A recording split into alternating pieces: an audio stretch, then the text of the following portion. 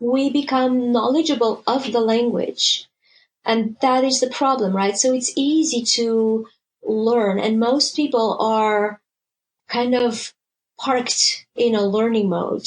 It's very fulfilling. It's very fulfilling to start listing a ton of rules. I'm not even big in rules. I want examples, you see, because the more you hear those examples, eventually they're gonna sound familiar. And guess what sounds familiar? What you heard more of.